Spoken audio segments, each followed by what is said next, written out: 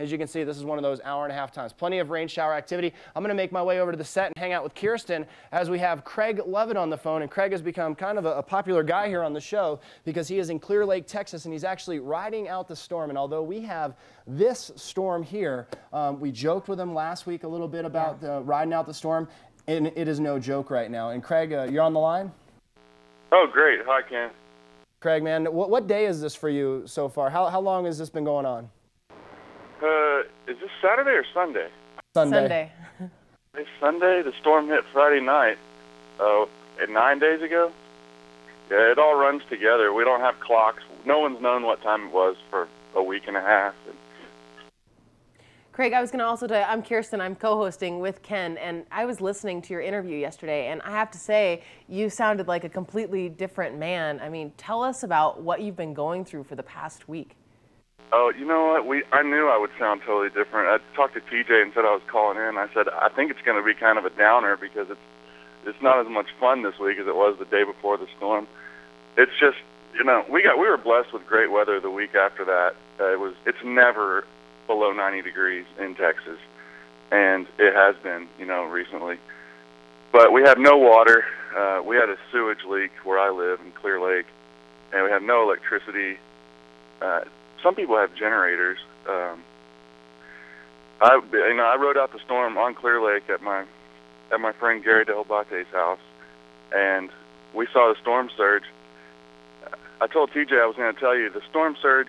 No one's ever seen one. If you've only seen it on TV, you don't know what it looks like. It looks like when a toilet is overflowing. That's how fast the storm surge rises, and you get the same panicked feeling. Yeah, I don't like when my toilet overflows. I've got another question TJ wants me to send your way. But TJ, before I get to that one, actually I have one of my own, and that is, how has the hospitality been between, I call you survivors. I mean, you're riding this thing out. How has it been between you all? Is there animosity? Is there conflict? Is everyone banding together? How is it socially there? It's got to be a huge change. Well, yeah, it's a mixed bag. I don't want to tell you that, like, the FEMA response was very impressive, but now they've got bags of ice going around. I mean, I saw some looting, and then I saw a lot of people, you know, helping each other. I've gotten a lot of help from my neighbors and given a lot of help from my neighbors, and then we got screamed at by some neighbors. The frustration is just, you boil over every once in a while, to tell you the truth. Question from TJ was, to my understanding, you had to go check on your house, and you had an interesting way of doing this.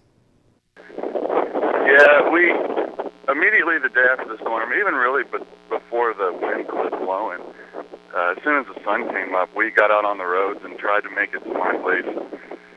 And it took probably an hour to go 4 miles, and then I, quote-unquote, borrowed a boat and took another 2 hours to just get a glimpse of my place. And it was, we live on stilts, and it was about 6 feet of water up on the stilts in our borrowed boat. We have to wrap it up. But our prayers and thoughts do go out to you, Craig. For sure. Absolutely. And then the last thing, Craig, I always do this to TJ, just 10 seconds or less. If people really want to help, how can they help? You know, you hear about all these fundraisers that are going on. What would be the best way to help out the community down there? I would go to www.click2Houston, and there's links there that we've heard about on TV that are, you know, they're real. There's no scams.